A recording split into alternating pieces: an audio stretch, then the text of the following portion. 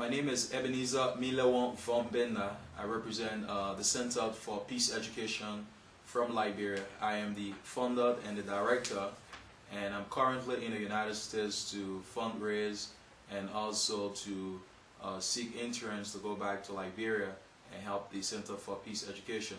Basically, the Center for Peace Education focuses on teaching peace to grade school students in grade schools, and also working with students and children who have not had the opportunity to be in schools because of the Civil War, ex-combatants, on reintegrating them back into the society.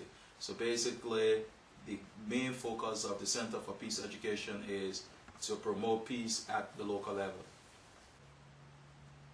Leaving Liberia, because I was in Liberia for the beginning of the war, and I experienced atrocity at its best.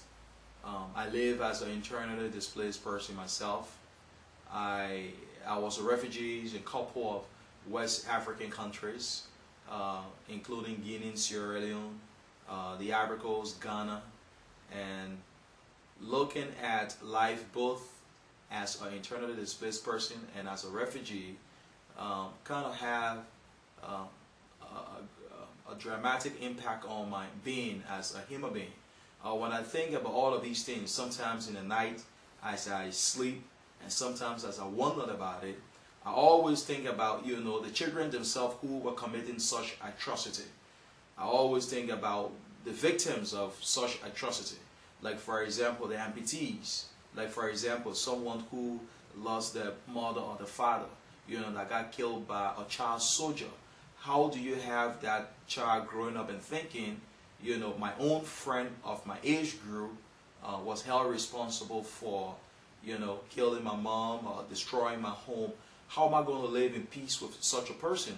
So for me, when I look at it, in fact, my own grandmother, whom was blasted, her home was bombed, she got killed. And when I look at it myself and thought about it, someone who didn't even have any political opinion, didn't even know how to speak English, but she got caught up in a fire and she got killed. So as I look at all of these things and as I think about it, I continue to wonder, if these children in, these capacity, that you have someone who is a perpetrator and someone who is a victim, how can you bring both people to coexist? So all of these things continue to have, a greater impact on my mind, that I think there is a need, even though today we talk about peace in Liberia, but I think there is a need for us to really address these things at the core. The peace in Liberia is okay, but I think it's all on, a higher level of peace in terms of, there is a ceasefire, in terms there is elections, in terms of some monetary evaluation going on, but in terms of real peace at the local level, I don't think we really have it yet in Liberia. And this is the reason why, when I look at the situation in Liberia and think about, bringing peace to Liberia, the only way we can reach peace in Liberia is to teach peace. Because these students, these young people, have gone through this whole idea that violence is the way. And if I should go into a couple of examples that these youth, exhibit during the time in Liberia. For example, the beginning of this year, in January, the university students at the University of Liberia, when there was time for drop and add period, when the school administrator refused that, you have 10 days to do your drop and add, when the school administrator refused to increase the days from 10 to 15 or whatever number of days they wanted, the students of the university went on and cut off the generator light, causing a lot of programs and computers and other things to shut off. Now, it is the way that the students know.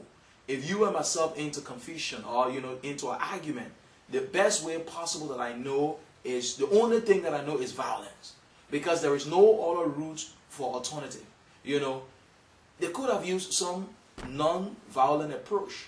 And this non-violent approach they could have used basically could be, well, we could write, and just, form a picketing line and, beg the school administration and ask them, can you give us, just 2 more days, please, please, please.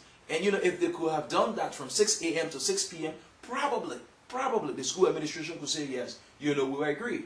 Then you take the instance of what happened in Banga, Bong County. A motorbike was coming down the road, and a truck coming down the road. The truck mistakenly, accidentally hit the motorcycle. The motorcycle rider got killed. And the youth came in and said, what then can we do? The police said, well, we have to, police usually do the crime scene and take down all of these information. Police went ahead and did a crime scene, took down the information, went back to the police station. The youth came the next day and said it's already 12 hours, 24 hours. Yesterday this thing happened. What is the result? Kill this driver. Just kill him. There is no need to go into investigation. The police said, no, we don't do like that. We have to go through steps, see why the accident occurred, how did it happen. And they're like, no, this person is dead. Kill this person too. And guess what the youth did? They went ahead and burned the police station down in Banga. The next one again happened in a place called Seclipie in Nema County. Again, the youth went and burned down the police station. In Bome County, in Grand Kitmon County, again, the youth went and demonstrated blocking traffic and stopping all traffic from moving simply because incentives supposed to be given to them and was not given to them. So as we look at this new Liberia we are trying to build, it's all right now putting the real issue on the raw. We are sweeping, the dirt from on the floor and just, instead of, trashing it, we are not doing it. But you go in Liberia right now, you see, it's all great, it's all wonderful to see all of this infrastructure going up, to see all of these fine big buildings going up. But how about building the minds of these people? But in terms of political capital, maybe politicians don't see it that way. Because politicians believe that if you spend money, let people see a physical image. If you spend $1 and time to campaign, you can tell people, look, I built this school, I built this hospital. And people can really see a physical issue that they can identify with. But to invest in children and say, look, these are the children that have experienced violence throughout their lives. These are the children who knows nothing about what peace is. These are the children that we need to work with and we need to teach that tomorrow we can have some peace in Liberia. No, there is no need to do that because in times of campaigning, people will not see the actual results until after 4 to 5 years. So this is my motivation that if I can only go back to Liberia and help bring up a new form of society and teach these children, look, there is another alternative to violence. What you witnessed, what you saw for the past 14 years is not the way forward. Help the university students to understand that, look, you have a different approach. There are different ways and different means for us to get to peace. Help the people in Banga, the youth, talk to them, let them understand that, look, if you and police get into an argument or police is carrying on a crime investigation, give the police a chance. If you disagree with him, there are some other non-violent methods you can use. Let the people in Seclipie know there are other non-violent methods you can use. Unfortunately, the sad thing right now in Liberia is people do not have alternatives to violence. And we must teach peace. And that's why I'm in Liberia teaching peace.